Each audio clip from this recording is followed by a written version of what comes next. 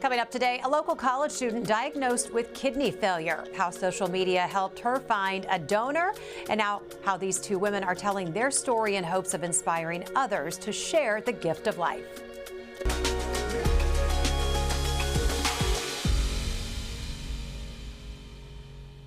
Good morning, I'm Jessica Lovell, and welcome to the Morning Medical Update. More than 100,000 people are now on the national transplant waiting list. Every day, 13 people die waiting for a transplant.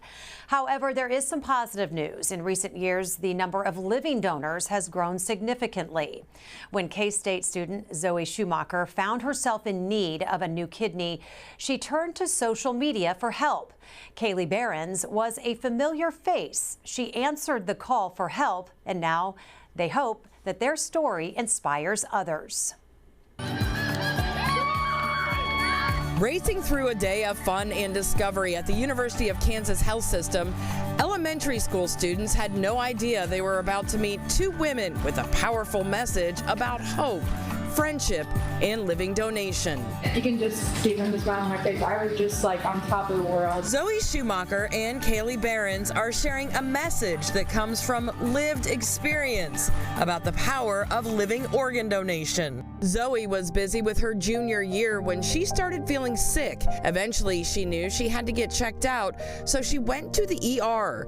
That trip revealed a stunning diagnosis. It was a complete shock that something that wrong had happened. Blood tests confirmed Zoe was in end-stage renal failure, triggered by an undiagnosed autoimmune disease. She needed a kidney transplant, and fast. After I found out that a kidney transplant was a possibility, it made me have a sense of hope, because I thought that this was going to be a worse outcome and that I wouldn't be able to recover. Doctors at the University of Kansas Health System explained her options, including the possibility of a living donor. Zoe turned to her social media. I used my social media platform and the connection of all the K-State students in the community. One of those K-State connections saw the post, Kaylee Behrens. She and Zoe had lived in the same dorm freshman year, but hadn't stayed in touch. Right away for me, I knew it was something that I wanted to do. Kaylee got tested and learned she was a match. It wasn't much of a decision. To me, was a few months of inconvenience, a few lifestyle changes, some temporary pain for a lifetime for her that was just, they don't even compare. The team at the University of Kansas Health System guided both women through every step. They had been incredible about making sure that this was a very informed decision. Today, they are both doing well, and they're speaking out, hoping to encourage others to consider being a living donor. I think that it's a lot more doable than people think. I'm not going to say it's an easy process that you'll love, but I am eternally grateful that I did this. Zoe uses her art to inspire other potential donors, while both women continue sharing their story wherever they can, including with the next generation. Two lives, once loosely connected, now bonded by something much greater, a gift that keeps giving. And we are thrilled to have Zoe with us in studio this morning alongside Dr. Tim Schmidt. He is the Director of Transplantation at the University of Kansas Health System. And we also have Director of Nursing, Jamie Bartley. So great to have you all here with us today. Thanks for having us. Yes. Okay. We also have Kaylee Behrens joining us via Teams this morning. Hi, how are you? I'm well. How are you? Well, we're good. We're so glad you were able to be with us today. I'm glad to be here. Well, we know more people are becoming living donors, but the need is greater now more than ever. And today we're going to discuss living organ donation, the process, the surgery, the recovery, all of it. Dr. Schmidt, just overall, kind of explain, we hear living organ donation. How does that differ from deceased organ donation? What's the biggest impact on a patient? The biggest impact for the patient are the organs are typically better functioning right away, and you can plan the surgery. Planning the surgery makes it a whole lot easier than waiting, because the unknown part of transplant is, when am I going to get that call, or when's it going to happen, and what is it going to be like? So planning takes a lot of the guesswork out of it, and the organs typically work better, longer, and people have a better life afterwards. Yeah, because how long can someone often wait on those lists? It depends on where you're at in the country, but it can be anywhere from 3 to 10 years sometimes, and while you're on dialysis, so it's not a easy wait, and you're deteriorating every day, and I think the amount of mental health that happens with people on dialysis is pretty impressive. I was watching that story and I was thinking, as a surgeon, it must be nice to have kind of this package deal. You have a sick patient and they come to you with their own donor. Yeah, ready to go and get better. It makes my job easy. People are always feel better afterwards, and I typically say, don't thank me, thank the donor. I'm just here to load the trucks. It's the easy part is fulfilling that gift from the donor to the recipient, and the kidneys typically work. Patients are happy, and it's always a great story. So you're just the messenger carrying the gift. I just load the trucks. Load the trucks. I like that. What are some of the biggest questions, though, that you often get about kidney donation or just organ donation in general? I would imagine people probably bend your ear quite a bit, just out and about. Any myths, any common myths that you might want to clear up about it? Yeah, I think we're always in the best interest of the donor. We want the donor to have the best outcome. We don't want to put them through any risk. So we test them to make sure that their life expectancy should be the same after they lose part of their body, whether it's a kidney or part of a liver or whatever. So we make sure that the donor safety is always most important. Yeah, you and Dr. Kumar always say, it's like it's the one person that doesn't need a surgery is in the hospital that day. And they're the most healthy because you have to make sure they are the most healthy person to be able to give that gift. So Zoe, take us back. When did you learn that something was wrong with your health? What were some of those signs that you were feeling something was wrong? Yeah, so I would say I didn't really notice that the symptoms I was randomly having for a couple years were something serious until I was starting to get symptoms of kidney failure. And I didn't know that that's what it was, but I went to the hospital with really strong stomach pain. I'd been throwing up a lot, and so after blood work, they discovered that I was in end-stage renal failure, but then had to do a lot of more complicated tests to discover that the cause of it was an autoimmune disorder, which had been causing most of my symptoms for years. So hearing that at a young age would have to be pretty unbelievable, and then to hear you need an organ transplant, what was that like to hear? Yes, so the first nephrologist I ever had was in the hospital when I went and thought I was just going to the ER for the day, was admitted, and he had really good bedside manner, and he kind of explained carefully to me and my family how serious this was, and that he didn't know what was causing it, which was really scary as well. But when he told me that I needed an organ transplant, although that was really shocking, it was also like, okay, there's a treatment that can be done to help me feel better and have a much better life. It's not a 100% cure of kidney disease. I still have chronic kidney disease for the rest of my life. But it was actually really good news that there was something that could happen. And then when I found out about living organ donation, I was even more excited because I knew that I could find someone. Yeah, I think you used the word hope. Mm-hmm. That was a good way of looking at it. And we saw the cool way that you found your donor, Kaylee, in that story. So the surgery comes, the surgery goes. How quickly did you start to feel better after your transplant?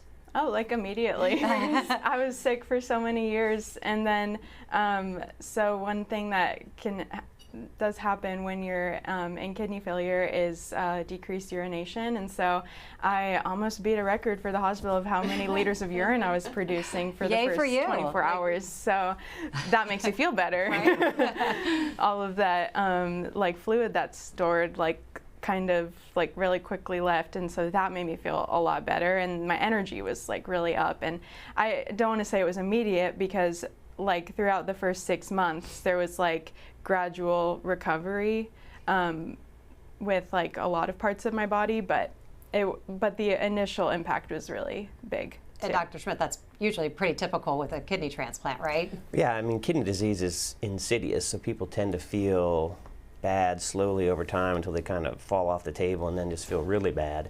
And so when the new kidney starts working, it's like, wow, I didn't know how bad I felt. And then they just keep getting better over Yeah, the next you get few used to months. feeling really bad. Yeah, and then you can just grind on and just keep going like I must be tired or not sleeping right or whatever, and then it just builds up until you finally can't take it anymore. So from a donor perspective, Kaylee, what was the process like for you? Was it easier or more complicated than you expected? I would say the beforehand getting all the testing done was more complicated than I had expected, but a relief that they really put in all that effort to make sure that like he said, get to have the same lifespan as I did previous to the donation. So that was a lot more complicated than I expected. As far as the actual surgery, though, this was my first time really in a hospital, first surgery. So I had no expectations going in. I didn't know what it would feel like. They told me it'd be pretty painful. And I will say right after the surgery, Zoe looked a lot better than I did. She came and walked over to my room and said hi. And I was trying to even sit up in my bed. So it was a little bit of a struggle right after, but I still recovered fairly quickly. I was able to leave the hospital after 2 nights, which was nice. And I think going in with no expectations helped because I was just more along the lines of, we're going to do it, and it's going to come with what it comes with. And when you said complicated ahead of time, I'm guessing you're talking about a lot of the pre-testing that you had to do because they're pretty thorough, right? Yeah, it's extremely thorough. In my head, I was expecting some tissue testing, some blood testing, and that to be about it. That was not the case. There was lots of different stuff. I spent a whole day at the hospital getting pretty much every test that I know exists.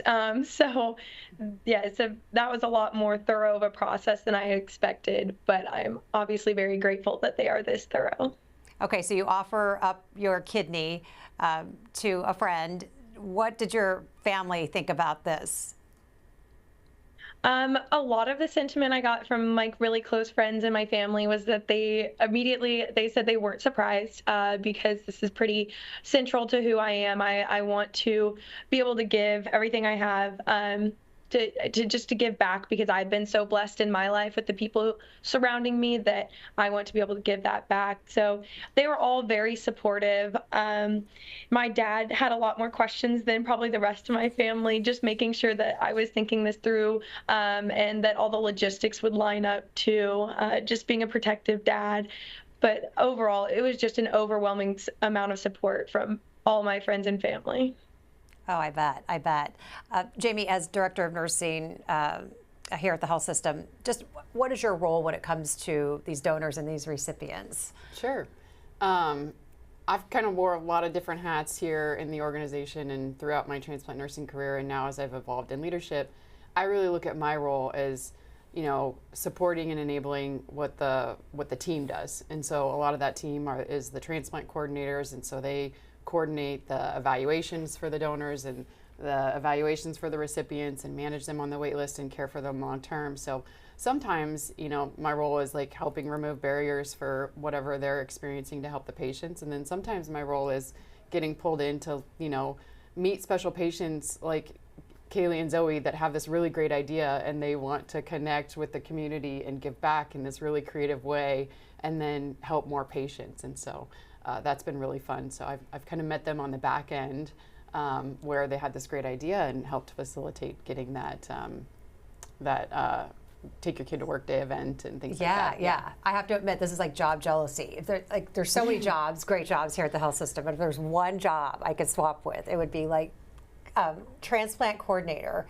I know you have to be a nurse and all, Dr. Schmidt, but if there's ever an opening, just, I could slide in for a day, let me know. I think that would be so rewarding. So every time you come on here and tell your stories, I think that would just be the funnest job, just to be able to see those stories from the beginning to the end. What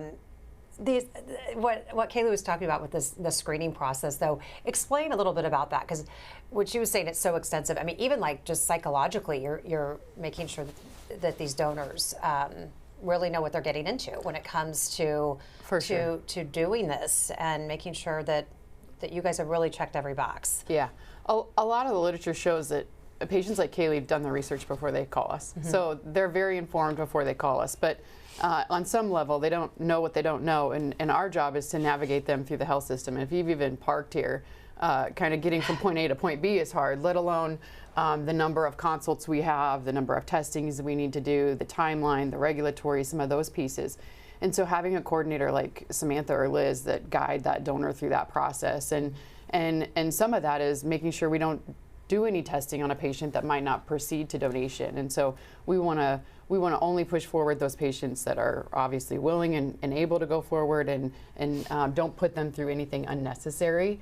And so they really put an individualized approach on managing that evaluation, and they guide them through the whole process. Kaylee can tell you, I'm sure, Samantha probably had her cell number or Teams or emailed, and they probably talked all the time. So it's really crucial to have that coordinator helping the patients through the complex process. Does that sound about right, Kaylee? Lots of conversations, phone calls. I bet you were asking questions all the time.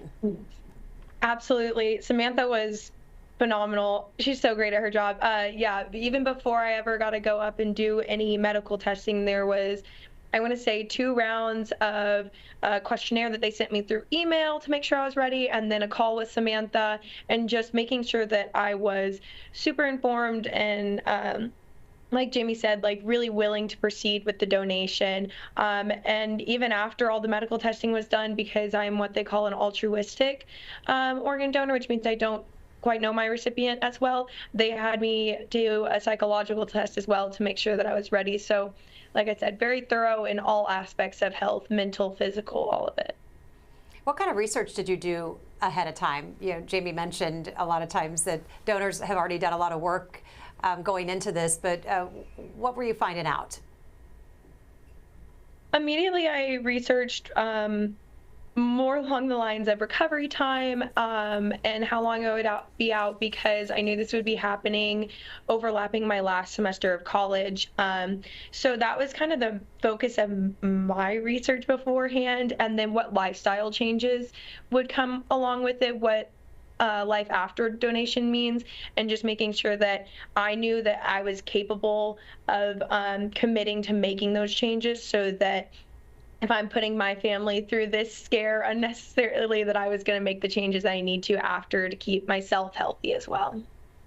Well, be sure to ask your questions. You can use the chat on YouTube or Facebook. You can email the Medical News Network. That information is there on your screen. She mentioned altruistic donors. Kind of just explain for folks watching and listening exactly what that is and just why they're so important when it comes to donations. Sure.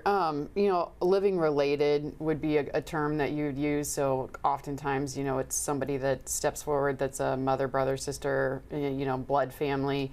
Living unrelated would be another one. So it would be maybe somebody that's your best friend and well. But in this case, the platform of social media connected people that were, acquaintances to some extent, as I understand it, and have become very close now. But more altruistic. Like, I read this online, I know of her, and I want to give. And there's some altruistic donors who do step forward, and they just see the data. They see the number of people waiting for a kidney transplant, and they're motivated to do something. They go, I have 2 kidneys, why don't I do this? And so then they'll call, not even knowing of anyone. So there's that population of people who don't have that blood relation, that they're altruistic. I think there's altruism in all living donation, but in this sense, it's that they don't really know who they're donating to. Yeah, there's probably altruism in all of us, maybe in some way. Dr. Schmidt, I mean, what do you make of these people who just altruistically give an organ? I mean, this is what you do every day. Yeah, and you're saving lives, and they're helping you do your job. I mean, what do you make of that? If you look at the climate of today's political environment, everybody's always angry or frustrated or arguing. I think coming to work, transplant is like the thing that's like, there's hope in the world. Yeah. People will still give, and so that's really nice to see that there are still people that are willing to give something out there. I want to talk about Transplant Day. I always think this is cool when we get to go inside your OR, and I've been inside when you and Dr. Coomer are side by side in your in your operating rooms, you on standby waiting for Dr. Coomer to take out, and then you're ready to put it in. So kind of explain what transplant day looks like. Kind of what's the timeline and what's the communication like? Usually the donor will start first, and so we'll make sure everything is going right with that operation, and then once we're convinced that things are moving along, then we'll bring the recipient back, and so we'll have everything ready to sew in the kidney once the kidney is out. So he'll take the kidney out, we'll prepare it on the back table, make sure everything is good, and then sew it in. So like just like that, like nothing. That took you what, 15 seconds to explain. How long does this usually take about? If we start the donor at 8, we can be done with both cases by about 11:30 or so. So just like that. Yeah. And we have a new kidney. The hard part is, coordinating all the, making sure the donor is good, making sure the anatomy is good, making sure the blood type cross is good for the matching, and then getting that all organized. So Sam and the coordinators do most of the hard work. Okay, so you got the easy job. You're just the surgeon. No big deal. No big deal. Zoe, what were any fears going into this? I want to say fears because I think you were hopeful. You were excited in so many ways because you were going to get better. What questions did you have though?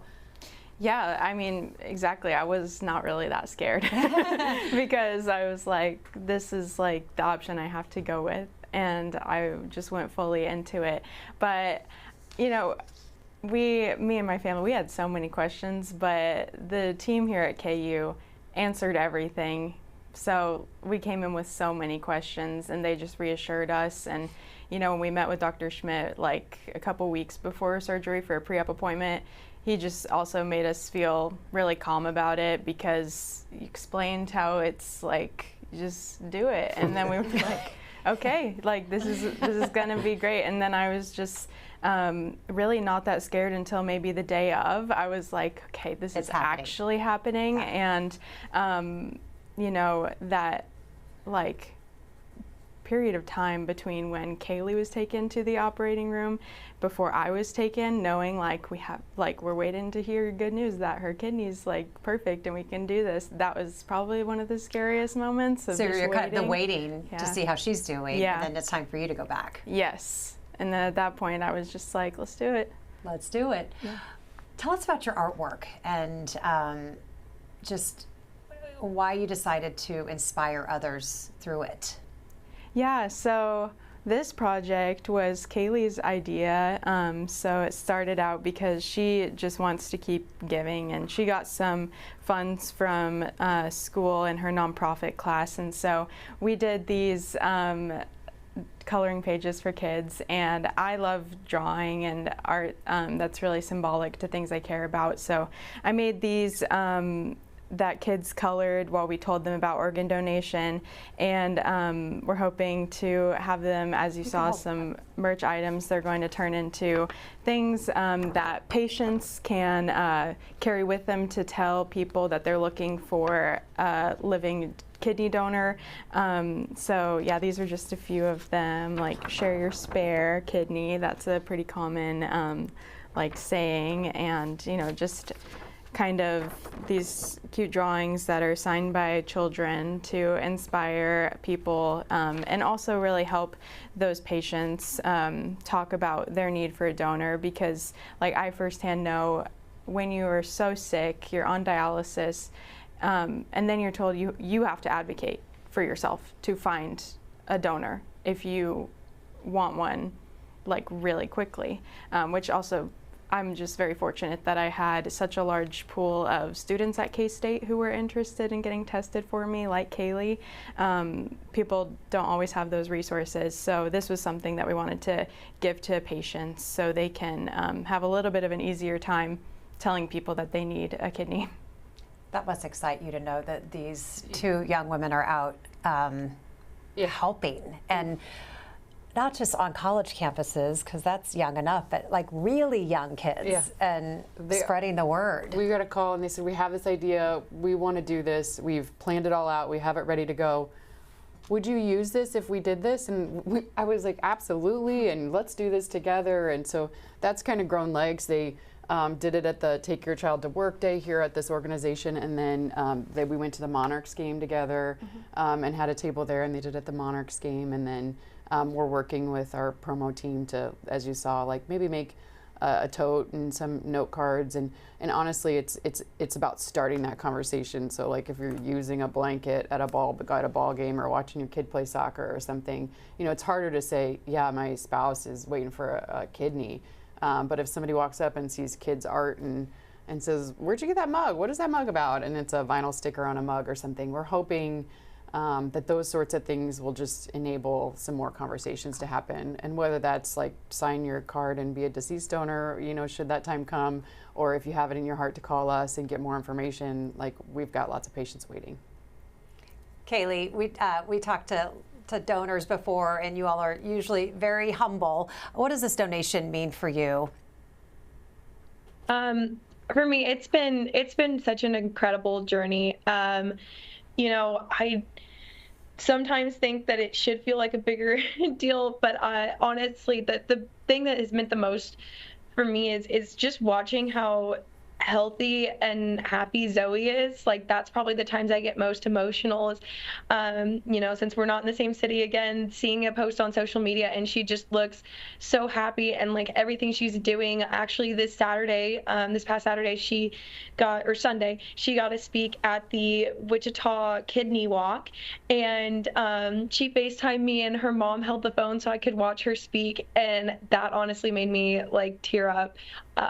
Just seeing the like incredible things that she is doing, like that's the reason I wanted to give in the first place. Is I could see what a happy person she is and how much she had to offer the world, and I was like, I know that if she's running at full battery, then she can do amazing things. And so that's been the best part for me. It's just seeing her. Well, you're doing amazing things. You did an amazing thing. Keep doing it. Dr. Schmidt, what's the future of living kidney donation and the impact on patients to come? Well, the impact is amazing. Kidney disease is terrible, and so it helps people, and we just need to keep getting the word out with stories like this to inspire more people to donate. We're also now doing living donor liver transplants, so in fact we've had even anonymous liver donors as well. So people are willing to give, and it helps people get back to normal, and so I think that's the greatest impact. Let's just get to, I know you've got to get to patients. You've got patients waiting, so just a couple quick questions and comments from viewers this morning. Jeremy says, thanks, Kaylee. I was hoping to cry at 8 a.m. on a Friday. I can't think of a better compliment. I was thinking the same thing. I cannot think of a better compliment to receive than telling my family I was going to donate a kidney and no one being surprised, because that's just who I am. Big hugs from Wichita to you both. You're doing amazing work. Christina is asking, what do you do with the old kidney? Dr. Schmidt? She has 3 kidneys now. We don't take the other ones out because it's a bigger operation.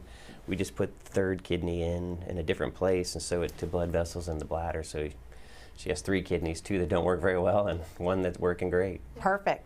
Nate has a question for Kaylee. Do you feel any different since donating physically? Overall, no. They did say that it could take a while to get my energy back, but I'm a very energetic person. So most people who meet me would not think that I have any less energy than possible. I'm very energetic. So from that standpoint, I was working a lot before. I had to step back a little bit on how much I was working, but really, no, I feel good. So you're at full battery too. We like to hear that. Yes. Good. Mm-hmm. So Kaylee, first of all, just thank you so much on behalf of all of us sitting here for your gift of life. Thank you so much. And just thanks for sharing your part of the story. What do you want the big takeaway to be today? I think I want people to know how it really is something that you can do. I think a lot of people do, like you said, have that altruism inside of them and they want to give, but it seems really daunting. It is a big ask, but really when you look into it, they provide so many resources to make sure that you can continue on with your life, that if you have to take time off work, there are resources for that. So just the big takeaway is do a little bit of research. If you ever feel that calling, just kind of inkling inside you, do a little bit of research, and I think you'll find that it's a lot more doable than you think. Zoe, big takeaway from your story. Yeah, well, first of all, I completely second everything Kaylee said, and she's just such an amazing person, so I just feel the need to say that. You can say that, say that loud. But also just like for the patient perspective, I always want to encourage people to really just self-advocate and go for it, and hopefully my story inspires people to know a little bit of how to self-advocate and do that. But at the same time, if you ever receive a diagnosis of end-stage renal failure, or you're told you need a second chance at life, I don't think it's the end stage of your life. Clearly it wasn't for me, and I don't necessarily know if I would call it a second chance, because this is just life, and this is my life, So I think that I want patients to know that there is hope, and you can really get better. We're loving your perspective this morning. Thanks. Me and Jamie are looking at each I'm other. sitting here like, she's gonna ask me next, and I'm like, ah. Ditto. All right, we're all like, okay, Yeah. she just said it as good as it's gonna get. Okay, follow that, Jamie. Great. You can. Sure. You could do this. Honestly, Jess, it takes a team. We've mentioned some really key people, but there's just it's just a massive team effort to take care of these patients on all sides and do it well. And I think the most beautiful thing here and what's on display is that our patients are a part of that, and they're so special. And so, like, being able to have the opportunity to pull them in and have them part of our team to help more patients has been, like, so rewarding. So I am just honored to be here, and thank you. Yeah. And thank you, Kaylee.